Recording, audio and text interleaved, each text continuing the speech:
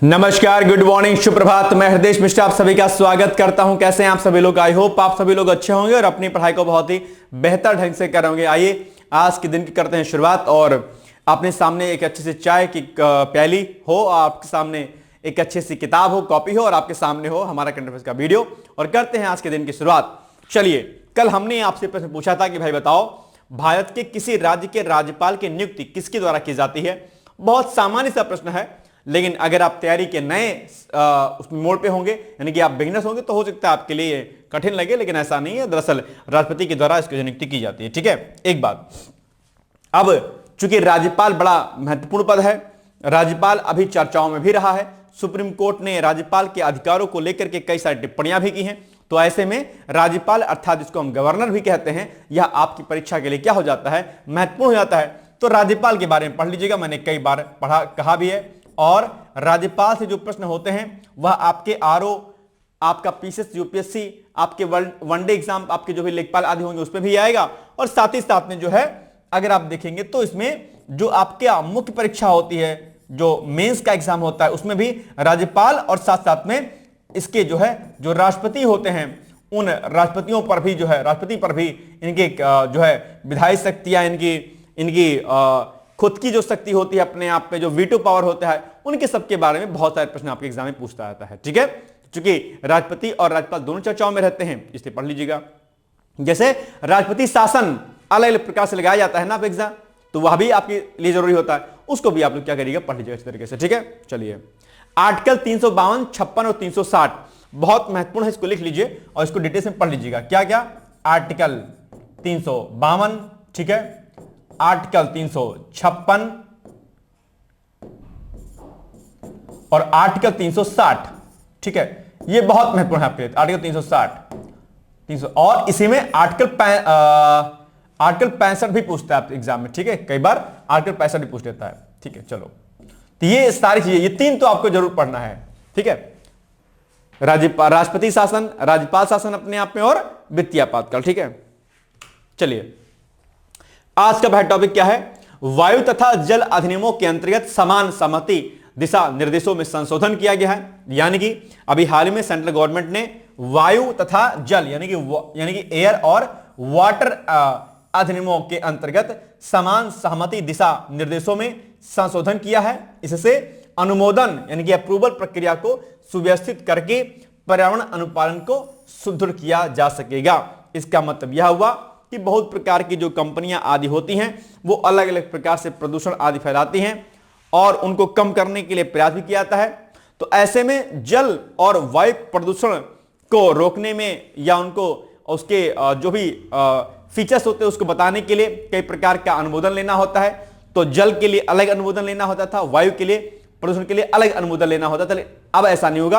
अब कंपनियां जल और वायु अनुमोदन के लिए अधिनियमों में जो भी उनके पैरामीटर्स होते हैं उनको अनुमोदित करने के लिए अब एक ही फॉर्म के माध्यम से चीजें हो जाएंगी। तो अब प्रक्रियाएं बहुत लंबी नहीं होगी। इसके अलावा सरकार ने जो छोटी कंपनियां हैं जो कम प्रदूषण करती हैं, उनमें कुछ ढिलाई भी की है और उनको जो है थोड़ी सी सुविधा दी है। तो एक कुछ प्रमुख प्रावधान है, इसको आप चाहें तो आप पढ़ लीजिएगा अलग से पीआईबी की वेबसाइट से। ठीक है, चलिए। यानी कि पर्यावरण, वन तथा जलवायु परिवर्तन मंत्रालय ने कहा है कि इस कदम का उद्देश्य प्रक्रियात्मक विलंब को कम करना और पर्यावरण प्रशासन को क्या करना है, सुदृढ़ करना है। पहले जो देरी होती थी प्रक्रियाओं में, अब उस देरी को कम करने का प्रयास किया गया है। यह संशोधन पर्यावरण सुरक्षा उपायों को बनाए रखने हेतु अनुमोदन प्रक्रियाओं को तेज, स्पष्ट और अधिक कुशल बनाने का प्रयास करते हैं। ठीक है, राज्य प्रदूषण नियंत्रण बोर्ड, जो यानी कि जो स्टेट पोल्यूशन कंट्रोल बोर्ड होते हैं, ठीक है, और प्रदूषण नियंत्रण समितियों को सहमति आवेदनों के प्रसंस्करण और निरीक्षण करने में भी सहायता प्रदान करता है। इसके अलावा यह संशोधन राज्यों और केंद्र शासित प्रदेशों को 5 से 25 वर्ष तक की अवधि के लिए एक मुफ्त संचालन सहमति शुल्क निर्धारित करने की अनुमति भी देते हैं कि भाई ठीक है, आपके यहां कम प्रदूषण हो रहा है तो आप इसमें आगे काम कर सकते हैं। नहीं तो पहले दिक्कतें होती थी, है ना। और इसमें खास बात यही है कि जो कम प्रदूषण करने वाली कंपनी है उनको सहूलियतें दी गई हैं, बहुत सारी सुविधाएं दी गई हैं। ठीक है, बस यही बात है। अब इस पर जो है आपके सामने प्रश्न आ जाएगा जिसका उत्तर आपको देना है। प्रश्न क्या है आपके सामने? अच्छा, इससे एक चीज और बड़ी महत्वपूर्ण कि आपके सिलेबस में जो प्रदूषण वाला चैप्टर है वो बहुत महत्वपूर्ण है, प्रदूषण का। ठीक है, इस प्रदूषण में चाहे जैसे आजकल समुद्री प्रदूषण पर बहुत प्रश्न बनता है मुख्य परीक्षा में, समुद्री प्रदूषण। ठीक है, ये बहुत हॉट टॉपिक है अपने आप में और इस पर बहुत सारे प्रश्न बनते हैं। इसको अलग से आप, ये टास्क है, मैं आपको टास्क दे रहा हूं। ठीक है, टास्क है आपका, होमवर्क है। सी पॉल्यूशन को आपको डिटेल्स में पढ़ना है, बहुत अच्छे तरीके से पढ़ना है। और इसके अलावा जो अलग अलग प्रकार के प्रदूषण होते हैं, चाहे वो आपका जल प्रदूषण हो, ठीक है, अलग से, और चाहे आपका वायु प्रदूषण हो। ठीक है, ठीक है। और आजकल इसमें एक चीज और आती है खास, जो है प्लास्टिक प्रदूषण की। ये बड़ा हॉट टॉपिक है, समुद्री प्रदूषण प्लस प्लास्टिक प्रदूषण। ठीक है, प्लास्टिक प्रदूषण, इस पर बहुत सारे प्रश्न आप एग्जाम में आते हैं। और खासकर जो सॉलिड वेस्ट मैनेजमेंट एक टॉपिक है, क्या, जो सॉलिड वेस्ट मैनेजमेंट, ठीक है, ठोस अपशिष्ट प्रबंधन इसको बोलते हैं। ठीक है, यहां पर लिख दे रहा हूं मैं, ठोस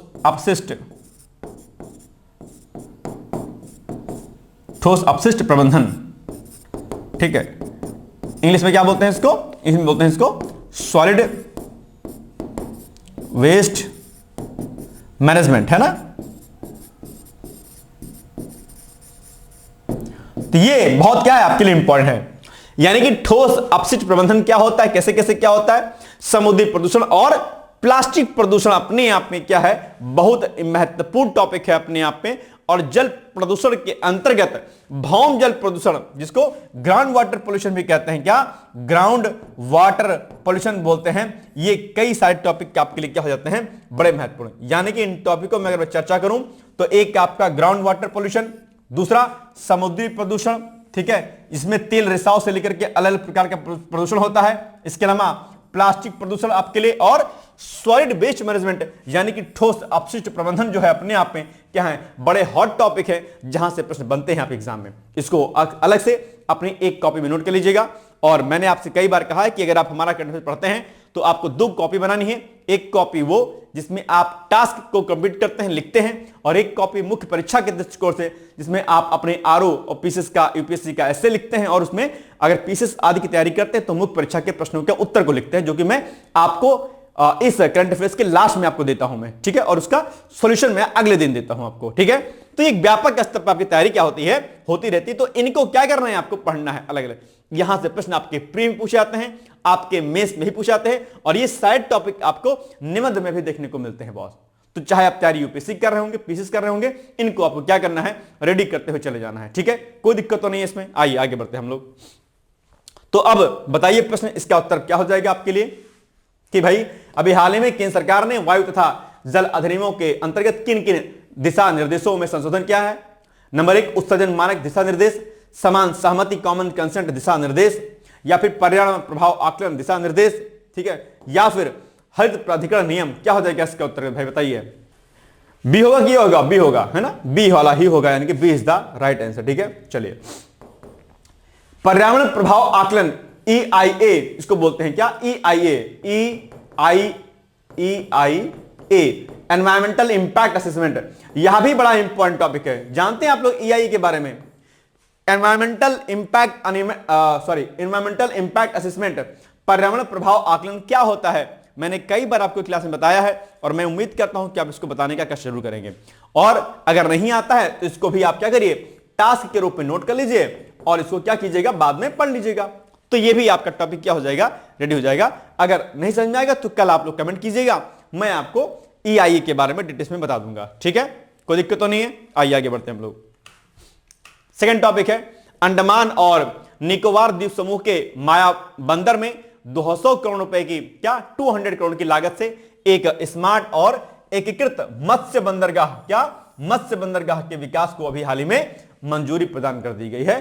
तो चर्चाओं में है, इसलिए आप एग्जाम में पूछ सकता है। ठीक है, कहां पर होगा, यानी कि यह एक स्मार्ट और एकीकृत मत्स्य बंदरगाह का विकास को मंजूरी कहां पर दी गई है, तो अंडमान और निकोबार द्वीप समूह के कहां पर, माया बंदर स्थान पर जो है इसकी मंजूरी दी गई है 200 करोड़ रुपए की लागत से। ठीक है, दरअसल यह परियोजना प्रधानमंत्री मत्स्य संपदा योजना के अंतर्गत 100% केंद्रीय सहायता से वित्त पोषित है। यानी कि इस ये जो अभी आपकी जो ये योजना लॉन्च की गई है, यह योजना दरअसल प्रधानमंत्री मत्स्य संपदा योजना के अंतर्गत लॉन्च की गई है और ये टोटली जो है क्या है, सेंट्रल गवर्नमेंट फंडेड है। यानी कि इसमें पूरा पैसा कौन लगाएगा, सेंट्रल गवर्नमेंट लगाएगी। ध्यान रखिएगा, केंद्र सरकार इसमें पैसा खर्च करेगी। ध्यान रखिएगा, बहुत बार आपकी परीक्षाओं में यह भी प्रश्न पूछा जाता है कि संबंधित योजना में कितना कितना हिस्सा जो है केंद्र सरकार का, कितना हिस्सा राज्य सरकार का है, 90:10 का है, 50:50 का है, ऐसे करके पूछ लेता है एग्जाम में। यह भी पूछता है कि यह योजना टोटली केंद्र पोषित है या फिर वित्त पोषित है या फिर राज्य सरकार पोषित करती है इसको, तो ये ऐसे प्रश्न भी अक्सर पूछे जाते हैं।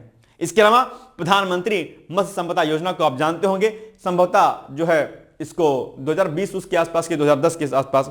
अच्छा बताओ जरा, एग्जैक्टली ध्यान नहीं आ रहा है कि प्रधानमंत्री संपदा योजना के बारे में अगर आप कुछ जानते हैं, कुछ खास पॉइंट तो मुझे बताइएगा, क्योंकि मुझे थोड़ा सा हल्का सा कंफ्यूजन में हो रहा है।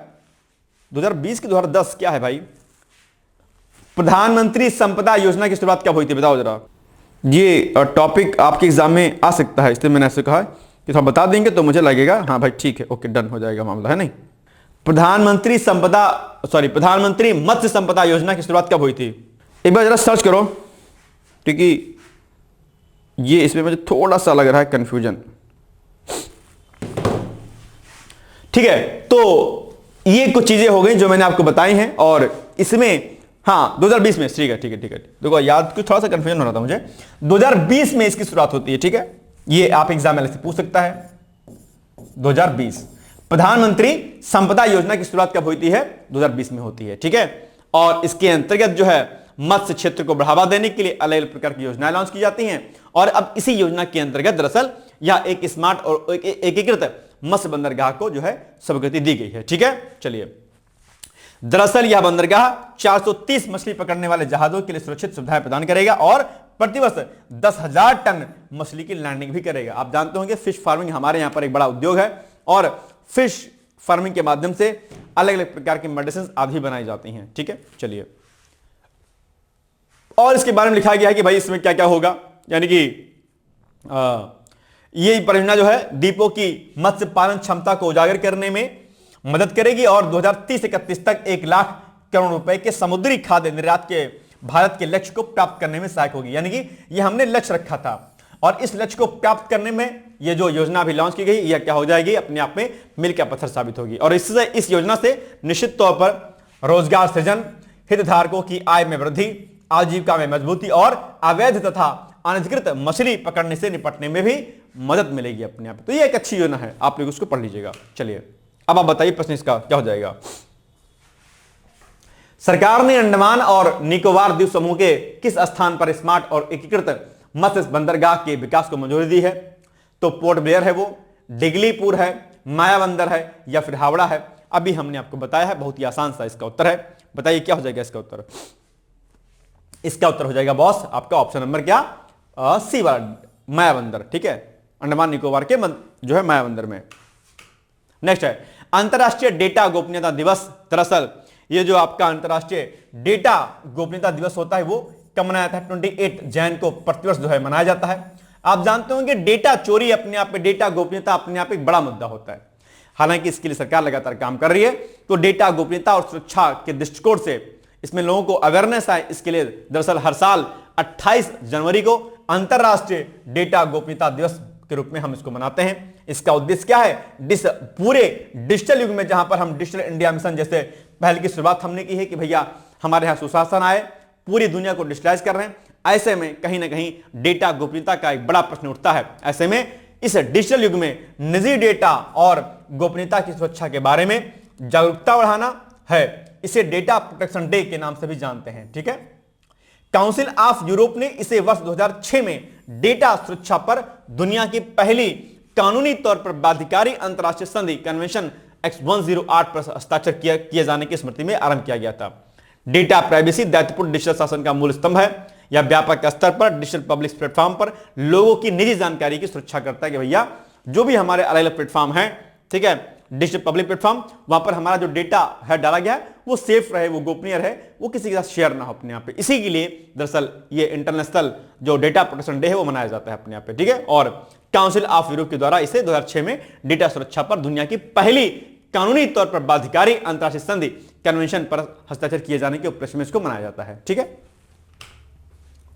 बाकी इसमें आपकी जवाबदेहिता रहे और नैतिक जवाब दे रहे हैं आप सभी लोग, डेटा गोपनीयता और बाकी चीजें आपकी सही से रहें, इसके लिए इसको और मजबूत करने का प्रयास किया जाता है। चलिए प्रश्न बताइए अब आप इसको।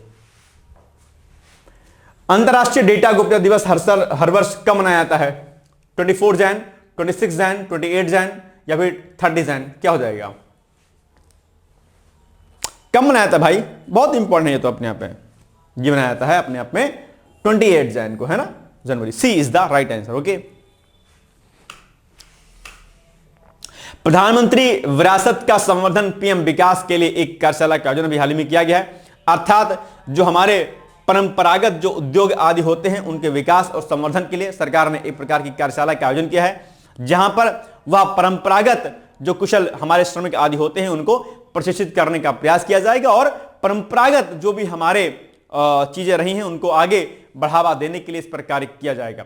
तो इसी के संदर्भ में एक अभी हाल ही में कार्यशाला का आयोजन किया गया था भैया, कि जो भी हमारे परंपरागत जो कारीगर आदि हैं उनको हम और मजबूत करें, उनको प्रशिक्षित करें, उनको स्किल करें और उन परंपरागत जो भी वस्तुएं आदि हैं उनका हम प्रॉपर तरीके से वैश्विक लेवल पर निर्यात आदि कर पाएं। इसी के संदर्भ में एक कार्यशाला का आयोजन दरअसल 27 जनवरी को प्रौद्योगिकी संस्थान दिल्ली आईटी दिल्ली में किया गया। इसका विषय क्या था? समावेशी कौशल विकास भविष्य एक बहु हितधारक संवाद, ठीक है, थीम थी इसकी। यह कार्यशाला दरअसल अल्पसंख्यक कार्य मंत्रालय ने भारतीय प्रौद्योगिकी संस्थान दिल्ली के प्रबंधन अध्ययन के विभाग के सहयोग से इसको आयोजित किया था। तो कई बार क्या होता है कि कोई भी जब कार्यशाला या कोई बड़ा आयोजन किया जाता है तो वह किसके मध्य और किसके द्वारा या फिर किसके मध्य या कौन सी कनेक्टिंग एजेंसी थी, ठीक है, किसने उसको कनेक्ट किया, ऐसा प्रश्न आप एग्जाम पूछ जाता है। तो अल्पसंख्यक कार्य मंत्रालय ने बताया है कि इस संवाद का उद्देश्य पीएम विकास को उभरते श्रम बाजार की जरूरतों, उद्योग की मांग और वर्ष 2027 तक विकसित भारत के राष्ट्रीय दृष्टिकोण के अनुरूप इसको बनाना था अपने आप पे, ठीक है ना, कोई दिक्कत तो नहीं है। चलिए अब इसी पर क्या जाएगा, प्रश्न बन जाएगा आपके सामने, ठीक है। आइए, प्रधानमंत्री विरासत का संवर्धन के लिए आयोजित कार्यशाला कहां संपन्न हुई? ए पॉइंट, प्रधानमंत्री प्रबंधन संस्थान अहमदाबाद, जवाहरलाल नेहरू विश्वविद्यालय, भारतीय प्रौद्योगिकी संस्थान दिल्ली और डी ऑप्शन है राष्ट्रीय अल्पसंख्यक आयोग। क्या हो जाएगा इसका एग्जैक्टली आंसर? मुझे बताने का आप लोग प्रयास कर सकते हैं कि क्या हो जाएगा इसका उत्तर एग्जैक्टली। इसका उत्तर है भाई आपका क्या? सी, भारतीय प्रौद्योगिकी संस्थान दिल्ली, ठीक है, आईटी दिल्ली। अभिनेता मम्मूटी अभी चर्चाओं में है क्योंकि अभी हाल ही में इनको दरअसल एक पुरस्कार से सम्मानित किए जाने की बात कही गई है, आप जानते होंगे। और लेकिन बात यही होगी भैया जो है कौन सा इनको पुरस्कार दिया जाएगा, ये खास बात होती है। अगर आप जानते हैं तो भैया मुझे बताइए कि कौन सा इनको पुरस्कार अभी दिया जाएगा। दरअसल इनको पद्म भूषण सम्मान से सम्मानित किए जाने की बात कही गई है और आप इनको बारे में जानते होंगे। लंबे समय से इनके अच्छे कार्यों के लिए और इनके विशिष्ट सेवा के लिए इनको यह पुरस्कार दिया जाएगा, ठीक है।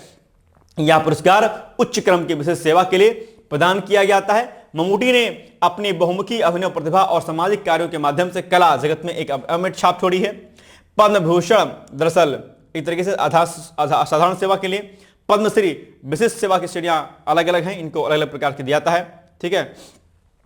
पद्म भूषण हो गया, पद्म विभूषण हो गया, पद्मश्री हो गया, ये अलग अलग प्रकार के व्यक्तियों को अलग अलग कार्यों के लिए दिया जाने वाला सम्मान होता है, ठीक है।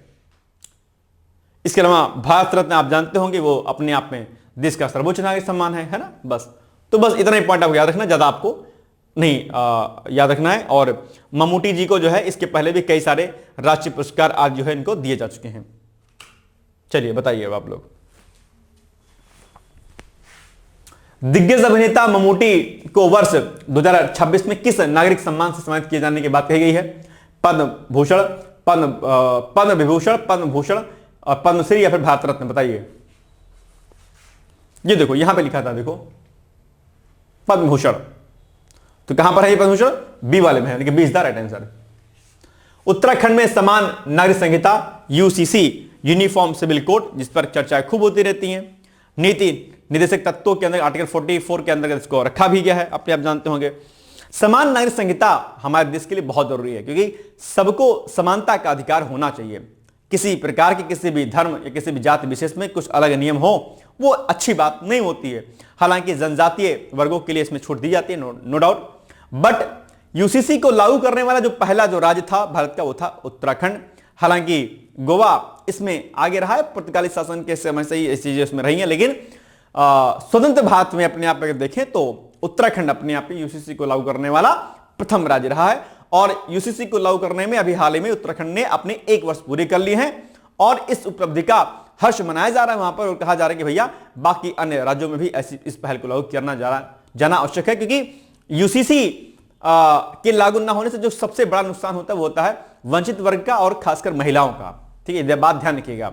ठीक है, क्योंकि आज भी हमारा समाज क्या पितृसत्तात्मक है, पितृसत्तात्मक समाज, पितृची जो सोसाइटी होती है उस पर आज भी हम कायम है अपने आप पे।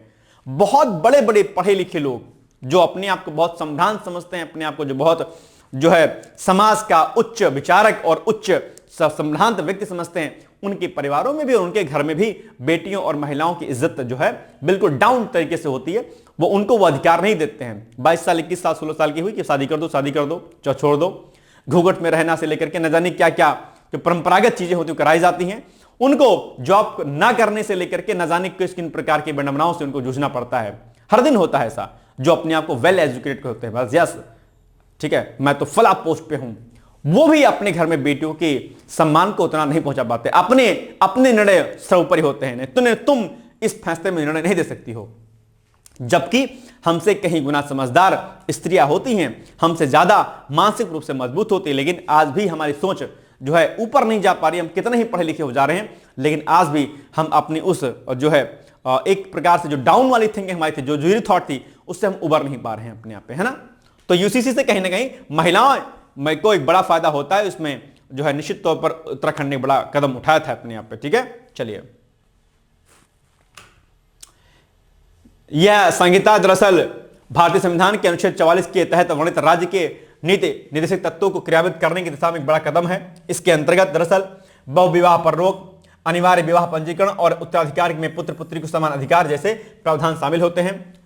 ठीक है, पिछले 1 वर्षों के अनुसार इस कानून ने विशेष रूप से महिलाओं के अधिकारों के संरक्षण और सामाजिक न्याय को बढ़ावा देने में महत्वपूर्ण भूमिका निभाई, जो कि मैं आपसे कह रहा था, जिससे अन्य राज्यों के लिए भी एक वैधानिक उदाहरण ये प्रश्न प्रस्तुत किया है। तो अब आगे भी राज्यों को आगे बढ़ चढ़ करके यूसीसी को लागू करने का प्रयास करना चाहिए। और यूसीसी आपके एग्जाम के लिए बहुत इंपॉर्टेंट है, अक्सर आपके एग्जाम में यूसीसी पर प्रश्न बन सकता है। ठीक है, बनता भी है, पूछा भी है कई बार। अभी भी ये हॉट टॉपिक है, पढ़ लीजिएगा। ठीक है, एक राष्ट्र एक चुनाव हो गया, यूसीसी हो गया, अपने आप ये सब मुद्दे हॉट टॉपिक है। चुनाव सुधार हो गया, पॉल्यूशन हो गया। चलिए, अच्छा प्रश्न इसमें बनेगा, सॉरी बताइए क्या हो जाएगा इसका उत्तर। प्रश्न है कि उत्तराखंड में समान नागरिक संहिता के कार्यान्वयन का 1 वर्ष पूरा होने के संदर्भ में निम्नलिखित कथनों पर विचार कीजिए। नंबर 1, उत्तराखंड स्वतंत्रता के बाद विधायी प्रक्रिया के माध्यम से समान नागरिक संहिता लागू करने वाला भारत का पहला राज्य है। बिल्कुल सही बात है। दूसरा, इस संहिता का मसौदा तैयार करने के लिए सेवानिवृत्त न्यायमूर्ति रंजना प्रकाश देसाई की अध्यक्षता में एक विशेषज्ञ समिति का गठन किया गया था। ठीक है, यह संहिता विवाह, तलाक और विरासत जैसे नागरिक मामलों में सभी समुदायों के लिए समान कानूनी ढांचा प्रदान करती है। बिल्कुल सही बात है। क्या हो जाएगा, कौन सा कथन सही है इसमें से बताइएगा एक बार आप लोग। इसमें से तीनों ही कथन सही हैं, यानी कि option number D is the right answer, जो मुझे लगता है संभवतः ठीक है। बिल्कुल, भारतीय नौसेना का प्रथम प्रशिक्षण दस्ता अभी चर्चाओं में रहा है, और ये दरअसल भारतीय नौसेना के प्रथम प्रशिक्षण दस्ता के जहाजों आईएनएस तीर, आईएनएस शार्दुल, आईएनएस सुजाता और तटरक्षक जहाज सारथी ने 25 जनवरी 2026 को थाईलैंड के फुकेत डीप सी पोर्ट का दौरा किया है। यह दौरा दरअसल दक्षिण पूर्व एशिया में चल रही उनकी लंबी दूरी की प्रशिक्षण तैनाती का हिस्सा है। वर्ष 2026 को आसियान भारत समुद्री सहयोग वर्ष, ठीक है, यानी कि ASEAN India year of maritime corporation के रूप में मनाया जा रहा है। बहुत खास पॉइंट है अपने आप पे, इसको क्या कीजिएगा आप लोग, इसको रेडी कर लीजिएगा। ठीक है, जो कि इस बंदरगाह काल को विशेष सामरिक महत्व प्रदान करेगा अपने आप पे। तो ये खास पॉइंट है जो आपको याद रखना है, यानी कि 2026 को दरअसल हम लोग ASEAN India year of maritime corporation के रूप में मना रहे हैं। आसियान अलग एक संगठन है, आसियान के बारे में पढ़ लीजिएगा आप लोग, बड़ा इंपॉर्टेंट यहां भी आपके लिए, ठीक है। तो आसियान के बारे में जानकारी आपको होनी चाहिए। चलिए ये भी टास्क के रूप में इसको नोट कर लीजिएगा। इस यात्रा के दौरान नौसेना और रॉयल थाई नेवी के बीच पेशेवर बातचीत, संयुक्त योग सत्र और पासेज एक्सरसाइज जैसे कार्यक्रम भी आयोजित किए गए। यह मिशन दरअसल भारत के सागर और महासमुद्र दृष्टिकोण के अनुरूप क्षेत्रीय सुरक्षा और समुद्री साझेदारी को मजबूत करने की प्रतिबद्धता को मजबूत करता है अपने आप, ठीक है। बस यही पॉइंट हो गया। अब बताइए आप लोग क्या हो जाएगा। भारतीय नौसेना का प्रथम प्रशिक्षण दस्ता अपनी निरंतर तैनाती के तहत हाल ही में किस देश के बंदरगाह पर पहुंचा है? सिंगापुर, थाईलैंड, इंडोनेशिया, फिर वियतनाम। इसका उत्तर क्या हो जाएगा? अभी हमने बताया आपको, थाईलैंड हो जाएगा, है ना। है थाईलैंड इसमें ऑप्शन में? बिल्कुल है, B is the right answer. बस हो गया पॉइंट, क्या दिक्कत है इसमें। नाउ नेक्स्ट टॉपिक, उत्तर कश्मीर के जहनपोरा प्राकृतिक स्थल अभी चर्चाओं में रहे हैं, यानी कि जहनपोरा की यह खोज कश्मीर के प्राचीन इतिहास में एक नया अध्याय जोड़ती है। ऐतिहासिक कालखंड की बात करें तो यह स्थल लगभग प्रथम से दूसरी शताब्दी ईस्वी यानी कि कुषाण काल का है और सम्राट कनिष्क के शासन काल में ही कश्मीर में चौथी बौद्ध संगीत आयोजित हुई थी। ध्यान रखिएगा, कनिष्क का जो शासनकाल है आपके एग्जाम के लिए बहुत महत्वपूर्ण है। कनिष्क के शासनकाल से संबंधित प्रश्न आपकी परीक्षाओं में खूब पूछे जाते हैं और मैं उम्मीद करता हूं कि आप इसको पढ़ेंगे। तो कनिष्क के शासनकाल में ही कश्मीर में चौथी बौद्ध संगीत आयोजित की गई थी, जो कि कई बार पूछा भी गया आपके एग्जाम में। जिसके बाद इस क्षेत्र में स्तूपों और विहारों का बड़े पैमाने पर क्या हुआ? निर्माण हुआ, ठीक है। तो यह भी ध्यान रखिएगा आप लोग, ओके। चलिए, स्थापत्य शैली, जहनपोरा के स्तूप का आधार वर्गाकार है और इसके ऊपरी हिस्से में गोलाकार गुंबद के अवशेष मिले हैं। यह गंधार और स्थानीय कश्मीरी शैली का एक अनूठा मिश्रण है। स्तूप के चारों ओर प्रदक्षिण पथ और भिक्षुओं के रहने के लिए बिहारों के कक्षों की नींव भी दिखाई गई है। अब जैसे ये जो स्तूप आदि होते हैं, इनको आप लोग देखा करिए। जैसे अगर आप जाएंगे श्रावस्ती में, जहां पर महात्मा बुद्ध जी ने खूब सारे उपदेश दिए थे, तो वहां पर भी अलग अलग प्रकार के स्मारक और अच्छी चीजें मिलती हैं। तो इनको पढ़ा करिए। ये सब चीजें घूमने से आपको बहुत सारी चीजें आपके दिमाग में आती हैं, ठीक है, ठीक है। कलात्मक साक्ष्य की हम बात करते हैं तो यहां से प्राप्त टेराकोटा टाइलों और पर ज्यामितीय आकृतियां, पशु पक्षी और बौद्ध प्रतीक अंकित हैं। ये टाइलें उसी परंपरा की हैं जो पहले हरवन और उर्सकुर से में देखी गई थी अपने आप में, ठीक है। चलिए, बारामूला जानते होंगे, दरअसल कश्मीर घाटी का प्रवेश द्वार था ये पहले, और जहनपोरा की स्थिति यह दर्शाती कि यह मध्य एशिया और भारतीय उपमहाद्वीप के बीच व्यापारिक और धार्मिक आदान प्रदान का एक बड़ा पड़ाव था अपने यहाँ पे, ठीक है। चलिए बताइए इस पर प्रश्न आप लोग क्या हो, इसको पढ़ो आप लोग, इसका उत्तर दो मुझे, इसका आंसर मुझे आप लोग दीजिए प्लीज तुरंत। क्या हो जाएगा बोलो भाई। एग्जैक्टली आंसर इसका क्या हो जाएगा बताओ। थोड़ा सा माइंड अगर आप लोग लगाएंगे तो इसको बता दे जाएंगे, है ना। इसमें अगर आप देखेंगे, नोटिस करेंगे तो इसमें चारों कथन सही पाएंगे आप, है ना। चारों कथन सही है, D is the right answer, ठीक है। चलो, अब आज आपके लिए एक प्रश्न छोटा सा कि भाई बताओ, निम्नलिखित में से कौन सा गैस वैश्विक उष्मीकरण में सबसे अधिक योगदान देता है? कौन सी गैस है? ऑक्सीजन है, नाइट्रोजन है, कार्बन डाइऑक्साइड है, या फिर नाइट्रोजन, यानी कि भूमंडलीय तापन में, ठीक है, ग्लोबल वार्मिंग में कौन सी गैस सबसे ज्यादा रिस्पॉन्सिबल है? इसका उत्तर मुझे दीजिएगा, प्लीज दीजिएगा। आपसे मैं अपेक्षा करता हूं कि आप इसका उत्तर देंगे।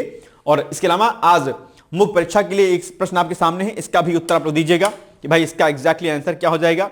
आज क्या प्रश्न है आपके सामने कि जलवायु परिवर्तन वर्तमान समय की सबसे बड़ी पर्यावरणीय चुनौती है। इस कथन के आलोक में जलवायु परिवर्तन के प्रमुख कारणों, इसके प्रभावों तथा इससे निपटने के लिए किए जा रहे वैश्विक और राष्ट्रीय प्रयासों की संक्षेप में चर्चा कीजिए। बहुत महत्वपूर्ण है, उम्मीद करता हूं कि आप इसको लिखेंगे, ठीक है। चलिए, कल हमने आपसे प्रश्न पूछा था कि राज्यपाल की भूमिका भारतीय संघीय व्यवस्था में अत्यंत महत्वपूर्ण है, बताइए इसको। इस प्रश्न को मैंने पहले ही पूछा था और मैंने इस पर पहले भी प्रश्न आपको कराया था और मैं उम्मीद करता हूं कि आप इसको पढ़े होंगे, ठीक है। तो भारतीय संघीय व्यवस्था में राज्यपाल राज्य का और केंद्र के बीच एक महत्वपूर्ण संवैधानिक कड़ी के रूप में कार्य करता है। हालांकि कई बार राज्यपाल के ऊपर यह आरोप लगता है कि यह केंद्र सरकार के इशारों पर काम करता है, और जब केंद्र और राज्य सरकार दो अलग अलग पार्टी की होती है तो उसमें कई बार डिस्प्यूट देखने को मिलता है। संविधान के अनुच्छेद 153 से 162 तक राज्यपाल की नियुक्ति, कार्यकाल, शक्तियों और दायित्वों का उल्लेख किया गया है। अब ये आर्टिकल सारे आपको पता होने चाहिए, ठीक है। वह राज्य का संवैधानिक प्रमुख होता है और राज्य में राष्ट्रपति का प्रतिनिधित्व माना जाता है। अपने आप में राज्यपाल में संवैधानिक तंत्र की विफलता होने के कारण यह राष्ट्रपति को अनुमोदन करता है कि भैया यहां पर राष्ट्रपति शासन लगाया जाए। ठीक है, इसी बात पर कई बार विवाद होता है। राज्यपाल की संवैधानिक स्थिति की हम बात करते हैं तो राज्यपाल की नियुक्ति किसके द्वारा की जाती है भाई साहब? राष्ट्रपति के द्वारा की जाती है और इसका कार्यकाल सामान्यतः 5 वर्ष का होता है। यद्यपि वह राष्ट्रपति के प्रसाद पद पर रहता है, फिर भी उससे अपेक्षा की जाती है कि वह दलगत राजनीति से ऊपर उठ करके निष्पक्ष रूप से कार्य करे। वह राज्य की कार्यपालिका का औपचारिक प्रमुख होता है, जबकि वास्तविक शक्तियां किसके पास होती हैं? मंत्रिपरिषद के पास होती हैं अपने आप पे। ठीक है, राज्यपाल की शक्तियों की बात करें तो राज्यपाल को दरअसल कार्यपालिका शक्तियां, विधायी, वित्तीय और न्यायिक शक्तियां प्राप्त हैं और आपके एग्जाम में इन अलग अलग शक्तियों के बारे में प्रश्न पूछा जाता है, इसलिए आप लोग इसको अलग से तैयार कर लीजिए। वह मुख्यमंत्री की नियुक्ति करता है तथा मंत्रिपरिषद की सलाह पर कार्य करता है। विधानमंडल को बुलाने, स्थगित करने और भंग करने की शक्ति उसके पास होती है। वह विधेयकों को स्वीकृति दे सकता है, उन्हें पुनर्विचार होते लौटा सकता है या राष्ट्रपति के लिए आरक्षित कर सकता है। और इन्हीं सारे बिंदुओं को लेकर के सुप्रीम कोर्ट ने भी हाल में टिप्पणी की थी, याद आया आपको? और मैंने इस पर प्रश्न कराया था आपको, इसलिए इसको पढ़ लीजिएगा। इसके अतिरिक्त अनुच्छेद 356 के अंतर्गत राष्ट्रपति शासन की सिफारिश करना तथा उसका एक महत्वपूर्ण विवेकाधीन शक्ति है। अगर राज्यपाल को लगता है कि राज्य में संवैधानिक तंत्र की विफलता हो रही है तो वह राष्ट्रपति को एक जो है अनुमोदित भेजता है कि भैया यहां पर जो चीजें ठीक नहीं है, आप यहां पर प्रेसिडेंशियल रूल लगा दीजिए। राज्यपाल की विवेकाधीन भूमिका, कुछ परिस्थितियों में राज्यपाल अपने विवेक से कार्य करता है। त्रिशंकु विधानसभा में मुख्यमंत्री की नियुक्ति, सरकार की बहुमत की परीक्षा का निर्णय तथा संवैधानिक तंत्र के विफल होने की स्थिति में रिपोर्ट भेजना, यही विवेकाधीन शक्तियां अक्सर विवाद का कारण बन जाती है, जिस पर अभी जो है चीजें सामने आई हैं। ठीक है, इन पर खूब ज्यादा विवाद होता रहता है।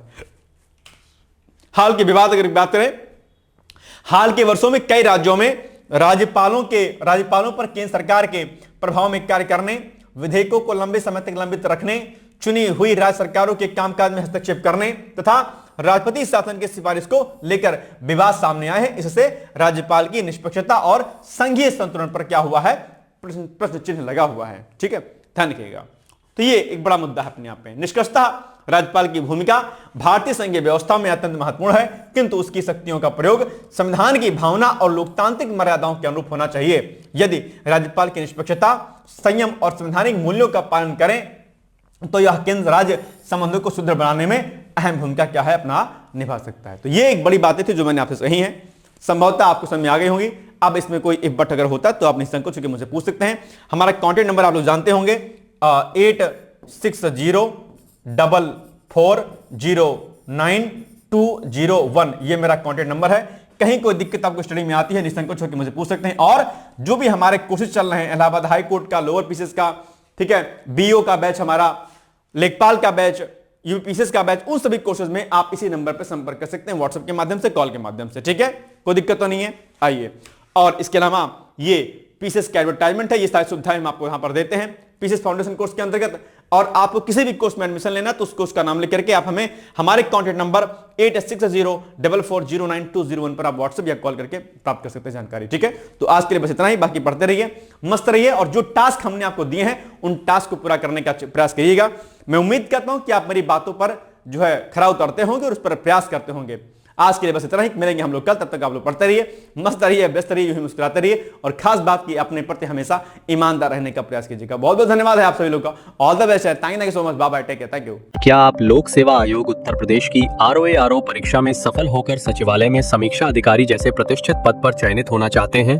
क्या आपके पास व्यस्त दिनचर्या या व्यक्तिगत परिस्थितियों के कारण नियमित पढ़ने के लिए समय की कमी है, इसलिए एक दिन में आप 8 से 10 घंटे नहीं पढ़ सकते हैं? क्या आपका संकल्प है कि सचिवालय में समीक्षा अधिकारी बनना ही बनना है और आप उसके लिए सही मार्गदर्शन की तलाश कर रहे हैं? यदि आपके इन तीनों प्रश्नों के उत्तर हाँ हैं, तो आपकी खोज अब समाप्त होती है और आपके सपने को साकार करने के लिए आगामी समीक्षा अधिकारी परीक्षा की सुव्यवस्थित तैयारी हेतु D-Code एग्जाम लाया है अभ्युदय बैच। अभ्युदय बैच में आपको आगामी ROA परीक्षा के प्रारंभिक और मुख्य परीक्षा के पूरे पाठ्यक्रम को अभी से एक साथ बहुत ही बेसिक लेवल से video lecture, PDF notes, test series और उत्तर लेखन कार्यक्रम के माध्यम से पूरे विस्तार से पूर्ण कराया जाएगा। हमारे अभ्युदय बैच की सबसे बड़ी विशेषता है कि इसमें साप्ताहिक टारगेट्स के अनुसार कम से कम 5 घंटे भी पढ़कर कोई अभ्यर्थी पूरा पाठ्यक्रम अच्छे से तैयार करके परीक्षा में सफलता अर्जित कर सकता है। अभ्युदय बैच में अनुभवी और समर्पित शिक्षकों द्वारा आधारभूत मानक पुस्तकों एवं स्रोतों पर आधारित पाठ्य सामग्री उपलब्ध कराई जा रही है, जिससे पाठ्यक्रम को सभी आयामों से कवर किया जा सके। इस बैच में पाठ्यक्रम को इस विस्तार से पढ़ाया जा रहा है कि इसमें प्रवेश लेकर आप न केवल आरओ परीक्षा बल्कि अन्य कई समकक्ष परीक्षाओं को भी एक साथ ही टारगेट कर सकते हैं। यानी इस परीक्षा के पाठ्यक्रम में सम्मिलित सामान्य अध्ययन, सामान्य ज्ञान, सामान्य हिंदी व्याकरण, रीजनिंग, मैथ, हिंदी आलेखन, निबंध आदि के विस्तृत अध्ययन से आप पूर्ण आत्मविश्वास से किसी भी परीक्षा में सफलता प्राप्त कर सकते हैं। उत्तर प्रदेश की पीसीएस प्रारंभिक परीक्षा में भी इस बैच को पढ़कर सफलता प्राप्त की जा सकती है। इस बैच में निर्धारित लक्ष्य के अनुसार एक सप्ताह में मात्र 18 से 20 वीडियो लेक्चर देखने होते हैं, जो आप प्रतिदिन 4 से 5 घंटे का समय निकालकर आसानी से पढ़कर तैयार कर सकते हैं। ये बैच ऑनलाइन जरूर है, परंतु इस बैच में छात्रों और शिक्षकों के बीच सीधे संवाद के लिए प्रक्रिया निर्धारित है, जिससे अभ्यर्थी अपनी शंकाओं का व्यक्तिगत समाधान प्राप्त कर सकते हैं। आपके संकल्प को सिद्धि तक पहुंचाना ही अभ्युदय बैच की आधारभूत संकल्पना है। हमारा ये आत्मविश्वास संस्थान के 5 वर्षों की कठिन साधना की परिणति है। डीकोड एग्जाम संस्थान अपने 5 वर्षों के सफर में आरओ परीक्षा में 45 से अधिक चयन सुनिश्चित करवाकर एक विश्वसनीय संस्थान के रूप में विख्यात है। इसलिए बिना किसी संशय के पूर्ण विश्वास के साथ आप भी हमसे जुड़कर अपनी सफलता का नया अध्याय लिख सकते हैं। इस बैच से जुड़ने के लिए हमारे संस्थान के नंबर 8604409201 अथवा 9506742546 पर व्हाट्सएप या कॉल करके बैच की पूरी जानकारी प्राप्त की जा सकती है। अभी 500 शुरुआती छात्रों को विशेष छूट भी प्रदान की जा रही है, इसलिए इस अवसर का लाभ उठाने के लिए अतिशीघ्र प्रवेश लेकर अभ्युदय बैच से जुड़े। प्रवेश के लिए अभी संपर्क करें और शुल्क में छूट प्राप्त करें।